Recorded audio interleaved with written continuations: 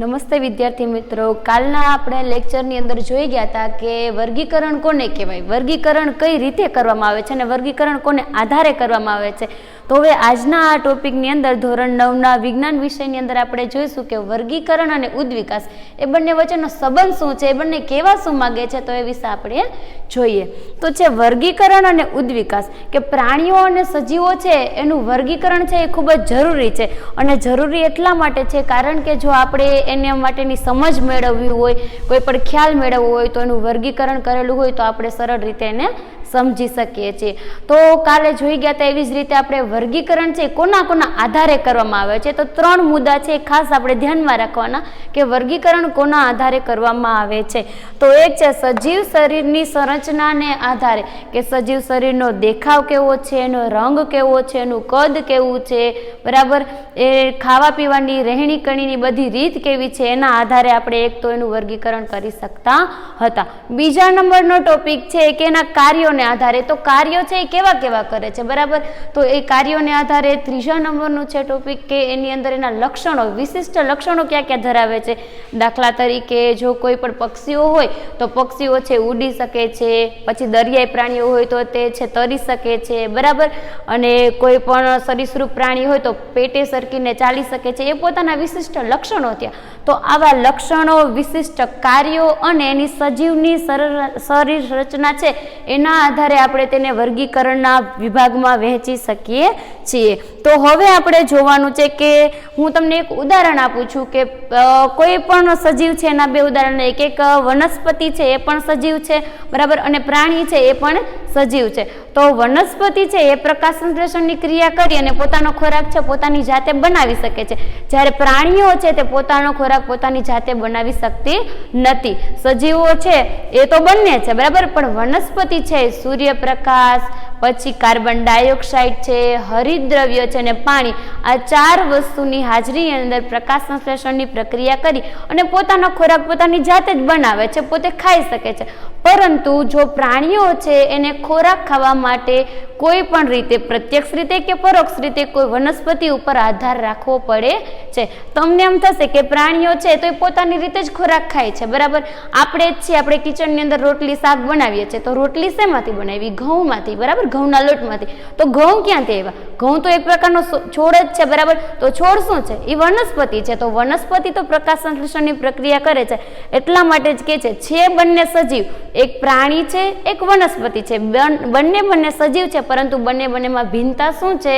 કારણ કે એક છે પોતાનો ખોરાક જાતે બનાવે છે, એક છે પોતાનો ખોરાક જાતે બનાવતા નથી, બીજા ઉપર પરોક્ષ રીતે અથવા પ્રત્યક્ષ રીતે આધાર રાખે છે. તો હવે આપણે વર્ગીકરણ એટલે તો બહુ સરસ રીતે સમજી ગયા કે વર્ગીકરણ કોને કહેવાય, ડિવાઈડ કરવાનું, ભાગ પાડવાનું. પણ હવે ઉદ્વિકાસ કોને કહીએ, બરાબર. આ શબ્દ કદાચ તમારા માટે નવો નહીં હોય. ઉદ્વિકાસ વિશે આપણે આગળના ધોરણમાં જોઈ ગયા કે નવું કંઈક પરિવર્તન આવે એને કહેવાય ઉદ્વિકાસ. કોઈ ન્યૂ વર્ઝન, આપણે અત્યારની જો જનરેશનમાં બધા એમ કહેતા હોય કે ન્યૂ વર્ઝન આવ્યું અથવા તો કંઈક પણ એમાં રૂપાંતરણ થયું, નવીનતા દાખવે, એને કહેવાય એનું ઉદ્વિકાસ. તો ઉદ્વિકાસની વ્યાખ્યા જોઈએ કે લાંબા સમયે પર્યાવરણ સાથે અનુકૂલન સાધવા માટે તેમના અમુક લક્ષણોમાં ફેરફાર થાય છે, તેમને ઉદ્વિકાસ કહેવાય છે. કોઈ પણ પ્રાણી હોય, કોઈ પણ પક્ષી હોય, કોઈ પણ વનસ્પતિ હોય, બરાબર, તેને તેના નવા વાતાવરણની અંદર જવું હોય તો પોતાના અનુકૂલન ત્યાં સાધવું હોય તો પોતાના જે કંઈ પણ લક્ષણો છે ને એને થોડોક ઘણો ફેરફાર કરવો પડે, બરાબર. વધારે નહીં પણ થોડોક ઘણો ફેરફાર કરે અને તો જ માત્ર તેની સાથે તે અનુકૂલન સાધી શકે, તેને તેનો વિકાસ કહેવાય છે. હવે ઉદાહરણ તરીકે તમે વિચારો કે તમે ઘરે હો તો ઘરે આપણે થોડાક મોડા ઉઠી શકીએ, બરાબર, ચાલે. મમ્મી ગમે ત્યારે નાસ્તો બનાવી દે, ગમે ત્યારે ગરમ જોતો હોય તો ખાવા માટે મળી જાય, પછી ગમે ટાઈમે ગમે તે કરી શકે. પણ તમે હોસ્ટેલમાં જાઓ તો હોસ્ટેલની અંદર કોઈક રૂલ્સ હોય, બરાબર. સવારના 6 વાગ્યાનો ટાઈમ હોય ઉઠવાનો, તો ફરજિયાત બધા વિદ્યાર્થીઓને એક સાથે 6 વાગે ઉઠવું પડે. પછી નાસ્તાનો બેલ પડે એટલે નાસ્તો કરવા બધાને ફરજિયાત જવું પડે. સ્કૂલ ટાઈમ થાય, પ્રેયર ટાઈમ થાય, લેક્ચર ટાઈમ થાય, બધા ટાઈમ આપણે સાચવવા પડે. તો આપણે ઘરે હોઈએ ત્યારે થોડાક લેઝી હોય, બરાબર. તો આપણે હોસ્ટેલની અંદર જઈએ તો આપણામાં થોડીક નવીનતા આવી, આપણે એ અનુકૂલન પ્રમાણે થોડુંક ત્યાં એડજસ્ટ થવું પડે, બરાબર. અનુકૂલન સાધવા માટે તો આપણે આપણા જે કોઈ પણ વિશિષ્ટ લક્ષણો છે એની અંદર શું કરવો પડે? ફેરફાર કરવો પડે, આપણા કાર્યની અંદર ફેરફાર કરવો પડે, અને આ જ ફેરફાર છે તેને આપણે ઉદ્વિકાસ કહી શકીએ છીએ. હજી હું તમને 3-4 ઉદાહરણો લઈ અને સમજાવું કે ઉદ્વિકાસ કોને કહેવાય. બરાબર, આ સાદા સિમ્પલ ઉદાહરણો તમે સમજશો, તમારા માઇન્ડમાં ઉતારો એટલે તમને ખ્યાલ આવી જાય કે આ વિજ્ઞાનની અંદર ઉદ્વિકાસ શબ્દ છે કેવા શું માંગે છે. ઉદ્વિકાસ શબ્દના 3 અર્થ છે. એક ઉદ્વિકાસ પણ કહી શકાય, ઉત્ક્રાંતિ પણ કહી શકાય, ને ઇંગ્લિશમાં જો તમે બોલવું હોય તો ઇવોલ્યુશન. બરાબર, તો છે સજીવો છે એને કોઈ પણ રીતે જીવન ટકાવી રાખવું હોય, અહીંયા રહેવું હોય, બરાબર, અને પોતાનો ખોરાક ખાવો હોય તો એના માટે પોતે ઉદ્વિકાસ ન કરે તો તે જીવન જીવી શકતો નથી. પોતાની સંતતિ છે, પોતાની ત્યાં ને ત્યાં પેઢી છે એ નાશ પામી જાય છે. એટલા માટે જ કીધું છે કે સજીવોના વિકાસ માટે વર્ગીકરણની સાથે ઉદ્વિકાસ પણ કેવો છે? ખૂબ જ જરૂરી છે. અને એની અંદર હું તમને આ 5 ઉદાહરણો છે એના દ્વારા સમજાવું છું કે ઉદ્વિકાસ છે એ કઈ રીતે જરૂરી છે અને કેવી રીતે ઉદ્વિકાસ થાય છે. આ ઉદ્વિકાસ છે એ કોઈ એક દિવસની અંદર કે નથી થઈ જતો. બરાબર, કે હાલો ભાઈ આ ઉદ્વિકાસ થઈ ગયો, આને કીધું આ થઈ ગયો, અમે જોઈ લીધો. ઉદ્વિકાસ છે થતા થતા લાખો વર્ષો નીકળી જાય છે. લાખો વર્ષોની અંદર આ ઉદ્વિકાસ છે એ આપણે સમજતા પણ વાર લાગે છે. તો આપણે એને ધીમે ધીમે સમજી શકીએ. બરાબર, જેમ કાલે મેં વર્ગીકરણની વાત કરી હતી તમને કે વર્ગીકરણ છે એ કોઈ વિભાગો છે એક ઝાટકે આપણે સમજી નથી શકતા. આપણે કદાચ આપણી આખી જિંદગી પૂરી થઈ જાય તો પણ આપણે આ જે બધા વિભાગો છે, બધી સ્પીસીસ છે એનું એકનું આપણે છે કોઈ પણ પ્રકારનો અભ્યાસ કરવો સહેલો હોતો નથી. એટલા માટે જ આપણે એના વિભાગ પાડ્યા, ડિવિઝન પાડ્યા ને એવી રીતે એને સમજ્યા હતા. તો આજે આપણે ઉદ્વિકાસ પણ કંઈક એવી જ રીતે સમજવાનો છે. ઉદ્વિકાસ તો પેલા પ્રાચીન કાળથી અત્યાર સુધી વર્તમાન કાળ સુધી ચાલ્યો જ આવે છે અને હજી ચાલ્યો રહેશે. એવું નથી કે અહીંયા ને અહીંયા સ્ટોપ થઈ જવાનો છે. બરાબર, તો આ ઉદ્વિકાસ છે એ આપણે આપણી અંદર ઉતારીએ, સમજીએ કે કઈ રીતે થાય છે, કેવી રીતે થાય છે અને કેટલો ધીમે થાય છે, તો એ આપણે આ ઉદાહરણ દ્વારા સમજીએ. એક્ઝામ્પલ નંબર 1 છે, તમે પેલા નોકિયાના નાના એવા ફોન જોયા હશે. બરાબર, સાવ નાનું એવું કીપેડ ડબલું આવતું કીપેડનું. તો એ નોકિયાનો ફોન હતો, એની અંદર શું હોય? ખાલી એક ફોન જ થતો. બરાબર, ખાલી નાની એવી રિંગટોન આવતી, એમણે એને સ્વિચ ઓન ઓફ ઓલી ગ્રીન બટન ને રેડ બટન એનાથી આપણે કરી શકતા. એમાં બીજું વધારે કંઈ ન આવતું. પછી એના પછી ન્યૂ વર્ઝન આવ્યું એન્ડ્રોઈડ. એન્ડ્રોઈડની અંદર છે વિડીયો કોલ થાય, વિડીયો ચેટ થાય, આ બધું એમાં આવતું. બરાબર, એના પછીનું નવું વર્ઝન આવ્યું આઈફોન. આઈફોનની અંદર છે ફીચર્સ છે, એના બધા કેમેરા છે, એની બધાની લિમિટ છે એ થોડી વધારે હોય. એન્ડ્રોઈડ કરતાં આની વધારે હોય. નોકિયા ફોન કરતાં એન્ડ્રોઈડમાં વધારે સિસ્ટમ આવે, એન્ડ્રોઈડ કરતાં પછી આઈફોનમાં વધારે આવે. તો આ શું થયું? એવા બધાની વચ્ચે ઇવોલ્યુશન થયું. પહેલાં હતું, જૂનું હતું, થોડુંક વચ્ચે નવું આવ્યું અને નવા કરતાં પણ વધારે નવું આવ્યું. એનું નવું વર્ઝન બદલ્યું, એને આપણે કહેવાય છે એનો ઉદ્વિકાસ અથવા તો એની અંદર ઇવોલ્યુશન થયું છે. આઈફોન છે તો એની અંદર બધી સેફટી વધારે આવતી હોય, પછી એના ફીચર્સ છે એમાં 3-4 કેમેરાવાળા ફોન આવતા. બરાબર, આ તે થોડીક બધી સિસ્ટમ છે, સુવિધાઓ છે, બધી આ ઉદ્વિકાસના કારણે થતી હોય. એ જે ફોનવાળા છે એ લોકો કંપનીવાળા હોય એને પોતાની માર્કેટની અંદર બિઝનેસ ચલાવવા માટે એને ઉદ્વિકાસ કરવો જરૂરી છે. જો આજે આ નોકિયા ફોનવાળા છે એને સ્ટોપ કરી દીધું હોય કે ભાઈ નોકિયાનો ડબ્બો એમને રાખી દીધો અને પછી ઉદ્વિકાસ ન કર્યો હોય, તો હવે આપણે બધા તો હાઈફાઈ જીવન જીવીએ છીએ. બરાબર, તો જનરેશન જેમ જેમ વધતી જાય છે આગળ ને આગળ, તો જનરેશન પ્રમાણે એની પાસે આની અંદર પણ ન્યૂ વર્ઝન આવવું ખૂબ જરૂરી છે. અને જો આ વર્ઝન ન આવત તો ફોન માટેની જે કોઈ પણ માર્કેટ છે, બિઝનેસ છે, સાવ ડૂબી જાય. બરાબર, એનો નાશ પામી જાય કે ભાઈ ફોન હતો એવું આપણે માની લેવાનું, પણ આગળ હવે એનું કાંઈ થયું નથી. તો એવું ન થવા દીધું. આ બધા કંપનીવાળા હોય એ લોકોને છે આ બિઝનેસની અંદર, માર્કેટની અંદર રહેવા માટે, ટકવા માટે તે દિવસે ને દિવસે થોડોક ટાઈમ થાય તો આપણે સાંભળ્યું છે ભાઈ નોકિયા છે તો નોકિયાની અંદર એન્ડ્રોઈડમાં નોકિયા આવી ગયો છે. સેમસંગ હોય તો સેમસંગ ગેલેક્સી, રેડમી હોય તો રેડમી Y1, Y2, બરાબર, પછી 8, 9 એવી રીતે પ્રો મેક્સ, એવી રીતેના ન્યૂ વર્ઝન આવતા. બરાબર, તો આ કોના હિસાબે આપણે સમજી શકીએ કે આમાં બધાનું ઇવોલ્યુશન થાય. તો હવે આપણે આ ફોનની વાતમાંથી થોડાક બહાર આવી અને વિજ્ઞાનમાં જઈએ કે કેવી રીતે છે આ ઉદ્વિકાસ છે, ઇવોલ્યુશન છે એ જરૂરી છે. હવે આપણે વાત લઈ લે વાનરમાંથી માનવ બનવાની. આપણે ખુદ છે એ વાનર એટલે કે વાંદરાઓના શું છે? પૂર્વજો છે. આ વાનરના પૂર્વજો એટલા માટે કહેવાય છે કારણ કે આપણા જે પૂર્વજો છે એ પહેલા કેવી રીતે વાંકા આમ ચાલતા હતા, 4 પગ જ હતા. બરાબર, એના 2 હાથ નતા.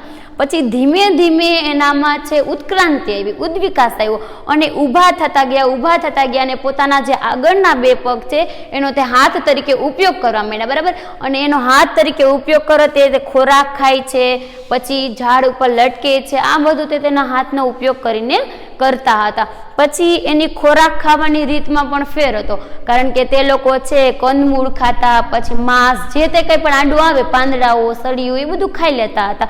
પરંતુ વાનરમાંથી અત્યારે ધીમે ધીમે થતા છે માનવ બની ગયા, તો હવે લોકોને બધું જમવામાં જોઈએ છે, હવે એને ખબર પડતી ગઈ. પછી ખેતીવાડી કરતો ગયો. તમારે આ સામાજિક વિજ્ઞાનની અંદર બધાને આવે છે કે વાનરમાંથી માનવ બન્યા, આદિકાળથી લઈને પ્રાચીન કાળ સુધીથી લઈને અત્યારે વર્તમાન કાળમાં કેવી રીતે આ બધી ફેસિલિટી અને કેવું ચેન્જીસ થઈ ગયું છે. તો અત્યારે જમવાની અંદર પછી શાકભાજી ઉગાડતા શીખો ખેતીવાડીની અંદર, એમાંથી ધીમે ધીમે કરતા એમાં ઉત્ક્રાંતિ આવી ગઈ, બરાબર. ઉદ્વિકાસ થતો ગયો અને માનવ છે પોતાની ખોરાકની બાબતમાં, પછી રહેણી કહેણીમાં તેને પોતે પહેલા કે બોલવા ચાલવાની કે પોતાની પાસે કોઈ આમ શ્યોર કોઈ ભાષા નથી કે આ રીતે બોલવું, તે રીતે બોલવું, કે કેમ વર્તન કરવું, એવું કંઈ નહીં એમ. અને અત્યારે રહેણી કહેણી બધાની ચોકસાઈ વાળી થઈ ગઈ છે. પછી રહેવાની સ્ટાઇલ, કપડાં પહેરવાની સ્ટાઇલ, ત્યારે એ લોકોને કેવું ખબર ન પડતી કપડાં પહેરવા કે આ તે. પછી આદિ માનવમાંથી થઈને માનવમાં આવ્યો ત્યારે કપડાં પહેરતા પણ શીખી ગયો. આવી રીતે વાનરમાંથી માનવ બન્યો, એ પણ એક એનો શું છે ઉદ્વિકાસ છે. અને આ ઉદ્વિકાસ છે એ ખૂબ જ થવો જરૂરી હતો. જો ન થાત તો આપણે બધા છે અત્યારે વાનરની જેમ એમને બધા જંગલમાં ભૂતની જેમ રખડતા હોય, બરાબર. તો આ વાનરમાંથી માનવ બન્યા, એ પણ એક એનો ઉદ્વિકાસ છે, ઇવોલ્યુશન થયું. હું તમને આનું એક નામ આપું છું, ઇવોલ્યુશન ઓફ હ્યુમન. આ તમે ગૂગલની અંદર સર્ચ કરજો, બરાબર.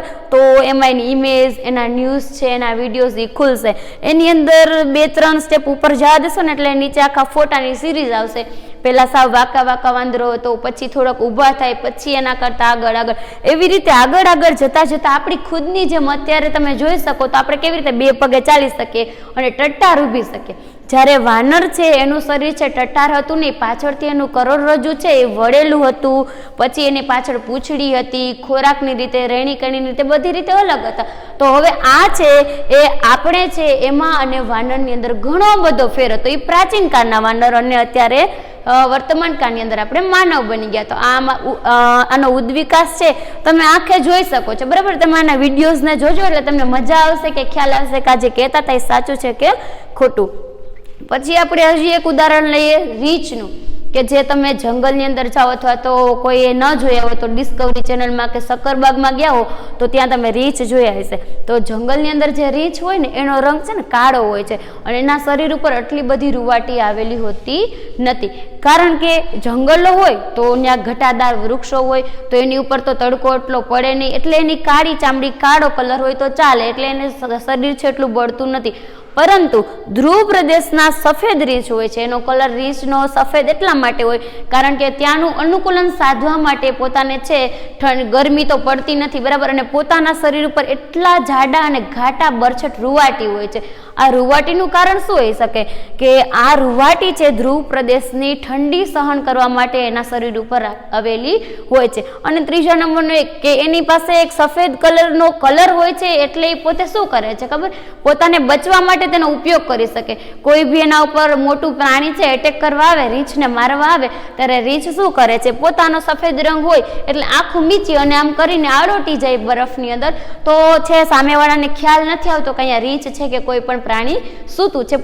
પોતાની સેફટી માટે, પોતે બચાવ પ્રયુક્તિ કરવા માટે ત્યાં છે જમીનની અંદર સૂઈ જાય છે. તો આ છે ઉત્ક્રાંતિ થઈ એની અંદર, બરાબર. એમાં વર્ગીકરણ પણ થયું. વર્ગીકરણ કઈ રીતે પાડ્યું, એક જંગલનો કાળો રીંછ, એક ધ્રુવ પ્રદેશનો સફેદ રીંછ, એ બે વચ્ચે વર્ગીકરણ પણ પાડ્યું. અને શા માટે વર્ગીકરણ પાડ્યું, તો કે ઉત્ક્રાંતિ થતી ગઈ. તો આ બે શબ્દ છે એ શું છે, એકદમ કનેક્ટ છે, એક બેની વચ્ચે છે જોડાણ છે. હવે આપણે જીરાફનું કહીએ તો પહેલાના જમાનાની અંદર પ્રાચીન જીરાફો હતા, એની એટલી કોઈ ઊંચી ડોક હતી નહીં. એની ડોક છે, એની ગરદન છે એ સાવ નીચી હતી, કારણ કે પહેલાના વૃક્ષો છે સાવ નાના હતા. હવે જેમ જેમ આગળ જતા જાય છે એમ વૃક્ષોને વધારે પાણી મળતું ગયું. અથવા તો મેં તમને ઓલા લેક્ચરની અંદર વાત કરેલી હતી કે 300 મીટર સુધીના, 100 મીટર સુધીના ઘણા મોટા વૃક્ષો હતા, રેડવુડ જેવા, બરાબર. તો એ વૃક્ષો છે એવા ઊંચા વૃક્ષો જોવા મળે છે. તો આ જીરાફ છે એ પહેલાના જમાનાની અંદર, પ્રાચીન કાળની અંદર તો નીચા નીચા વૃક્ષો હતા તો પોતે ત્યાંથી એના પાંદડાઓ છે, ડાળીઓ તોડીને ખાઈ લેતું હતું, બરાબર.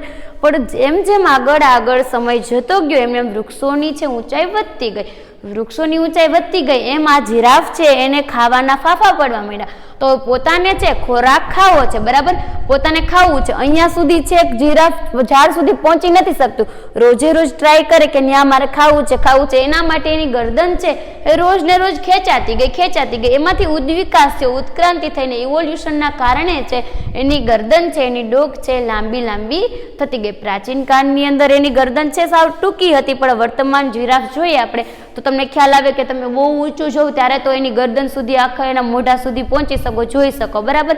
એવી જ રીતે આપણે તાપમાનની વાત કરીએ કે ઘણા બધા આપણા જે પૂર્વજો થઈ ગયા, આપણા દાદા દાદીને પૂછજો તમે એના પરદાદા દાદીને કે પેલા લાઇટ કે એવું કાંઈ હતું નહીં, પ્રકાશ હતો જ નહીં ક્યાંય. દિવસના જે કામ થાય એ કરી લેવાનું, બાકી એવડું ફાનસ આવતું એની અંદર ઓલું કેરોસીન જેવું નાખી અને પૂરી લેતા. પછી રાતના સમયે એને કોઈ રસોઈ કરવી હોય, આ તે કંઈ પણ કામ હોય, બરાબર, તો એ ફાનસ સળગાવી અને એ કરી લેતા, તો અગ્નિથી એ કરી લેતા, બરાબર. પણ ત્યારના સમયની અંદર લાઇટ નથી તો એ લોકો જીવતા. ત્યારે એસી નથી, પંખા નહીં, ટીવી નહીં, બરાબર, એવી કોઈ વસ્તુ હતી નહીં, કોઈ ફેસિલિટીઝ નથી, તો છતાં એ લોકો જીવતા હતા, પોતાનું જીવન જીવતા હતા. અને આજે આપણે શું કરીએ છીએ, આપણે એસી વગર નથી ચાલતું, પંખા વગર નથી ચાલતું, બરાબર, ટીવી જોઈએ, આ જોઈએ, તે જોઈએ, બધી સુવિધા ઘરની અંદર જોઈએ, ફ્રીજ જોઈએ. હવે આપણા કરતાં જે આગળની જનરેશન આવશે ને, આપણી પાછળની, બરાબર, આપણી સંતતિ, એ લોકોને તો આપણા કરતાં વધારે નહીં ચાલે. અને જે પહેલાના પૂર્વજો છે એ ઓછા તાપમાનમાં, વધારે તાપમાન હતું તો એ જીવી શકતા. આપણે અત્યારે થોડીક ગરમી થાય કે ઓ બાપા લાઇટ તો વહી ગઈ, એસી તો ચાલુ કરો, પંખા તો ચાલુ કરો, ઇન્વર્ટર રાખવાની જરૂર હતી. અહીંયા તો આવી રીતે કરો તો આપણે ગરમી ન થાય. પણ આગળની જનરેશન આવશે ને, આપણા જેટલું કોઈ સહન કરી શકશે નહીં, કારણ કે એ લોકોને ચાલશે જ નહીં. એ તાપમાન છે એટલું સહન નહીં કરી શકે. ઇવોલ્યુશન થયું એ એક સારી વાત નથી. આ ઉદ્વિકાસ છે એનો ખરાબ થયો છે, કારણ કે પેલા લોકો જીવી શકતા, હવે એવું જીવી શકતા નથી. એટલે તાપમાનની અંદરના ફેરફારના કારણે પણ લોકોની અંદર આવો ઉદ્વિકાસ જોવા મળે છે. તો આપણા સજીવ છે, સજીવ શરીરને જીવન ટકાવી રાખવા માટે આપણે છે એને ઉદ્વિકાસ ખૂબ જ જરૂરી છે. અને આ ઉદ્વિકાસ છે એ એક વૈજ્ઞાનિક છે એને એના માટેની એક પૂર્વધારણા આપેલી. વૈજ્ઞાનિકનું નામ છે ચાર્લ્સ ડાર્વિન, બરાબર. આ ચાર્લ્સ ડાર્વિન નામના વૈજ્ઞાનિક છે, એને એક બુક હતી, બુક લખેલી હતી the origin of species. The origin of species નામની બુક છે એની અંદર એને જણાવ્યું હતું કે કોઈ પણ સજીવ છે, કોઈ પણ પ્રાણી છે, એને જો જીવન ટકાવી રાખવું હોય ને, પૃથ્વી ઉપર જીવવું હોય ને, તો જીવન ટકાવી રાખવા માટે, જીવવા માટે છે એને ઉદ્વિકાસ કરવો જરૂરી છે. તેની તે જગ્યાએ બેઠું રહેશે ને તો તેનું કાંઈ ચાલવાનું નથી. તમે એક કરી લીધો, પહેલા ધોરણમાં શીખી લીધું, બસ હવે મારે આગળ કાંઈ શીખવું નથી, તો તમે ક્યાંય આગળના ધોરણમાં જઈ શકશો? ન જઈ શકે ને. આપણે 100 એકડા શીખા, ABCD, કક્કો, બારાક્ષરી, પછી બીજા ધોરણમાં ગયા, બરાબર, સરવાળા બાદ બાકી, પછી ત્રીજામાં. જેમ જેમ આગળના ધોરણમાં જતા ગયા એમ એમ આપણું નોલેજ છે વધતું ગયું. અને પછી તમે 10મા ધોરણમાં આવો, 9માની અંદર આવો, તમારું વિજ્ઞાન, ગણિત એ બધું પાકું થાય, પછી તમે 11, 12 સાયન્સ, આર્ટ્સ, કોમર્સમાં જઈ શકો, બરાબર. ત્યાં સુધી તમારું કંઈ થતું નહીં. તો તમારી અંદર શું આવ્યો? તમારા અભ્યાસની અંદર ઉદ્વિકાસ આવ્યો. તો આને આપણે ઉદ્વિકાસ કહી શકીએ, ઇવોલ્યુશન કહી શકીએ. આ તમે ચાર્લ્સ ડાર્વિનની બુક છે ધ ઓરિજિન ઓફ સ્પીસીઝ એ પણ સર્ચ કરો તો એમાં તમને જોવા મળે. અને એના જ આધારે છે આપણે સજીવો છે ને 2 વિભાગમાં વહેંચી શકીએ. પહેલા છે નિમ્ન સજીવો, બીજા છે ઉચ્ચ સજીવો. નિમ્ન એટલે કે આદિ સજીવો, કે જે પહેલાના સજીવો થઈ ગયા છે, બરાબર, કે જે પોતાની રીતે છે એ અનુકૂલન બધાની સાથે ન સાધી શકતા. તો જો આપણે બેનો તફાવત જોઈએ, નિમ્ન સજીવો એટલે કે આદિ સજીવો અને ઉચ્ચ સજીવો. તો નિમ્ન સજીવો એટલે કેવા કે એની શરીર રચના છે એ કેવી હતી? સરળ હતી, સાદી શરીર રચના, કોઈ વધારે જટિલતા હતી નહીં એમાં. અને એની ઓપોઝિટ, એની સામે જોઉં તમે ઉચ્ચ સજીવો, એની અંદર જટિલ શરીર રચના ધરાવતા હતા. કેવી? જટિલ સંરચના ધરાવતા, કારણ કે એની અંદર બધા ફેરફાર જોવા મળ્યા. કોના હિસાબે? તો કે આ ઉદ્વિકાસના કારણે. તો સરળ સજીવ રચના ધરાવતા હતા, જટિલ શરીર રચના ધરાવતા હતા. બીજા નંબરનો આપણો પોઈન્ટ એનો જોઈએ તો તે વાતાવરણ સાથે અનુકૂલન સાધી શકતા ન હતા. અને અત્યારના જે ઉચ્ચ સજીવો છે તે ગમે તે જગ્યાએ જાય તો તે વાતાવરણ સાથે પોતાનું અનુકૂલન સાધવા માટે પોતાના જે કોઈ પણ લક્ષણો છે, અમુક પ્રકારના લક્ષણો, એની અંદર ફેરફાર કરીને ગમે તેમ કરીને તે અનુકૂલન સાધી શકે છે. તો આપણે બે રીતના એનું વર્ગીકરણ કર્યું, નિમ્ન સજીવો અને ઉચ્ચ સજીવો. તો ત્યાં શું થયું? તેનું વર્ગીકરણ થયું. બીજા નંબરનું કે આ છે, આમાં આ નિમ્ન સજીવો છે તેમાંથી તે છે કેવા ઉચ્ચ સજીવો બન્યા, એટલે કે એનું ઇવોલ્યુશન, એનો ઉદ્વિકાસ થયો. તો બંને શબ્દો સાથે જોડાઈ ગયા.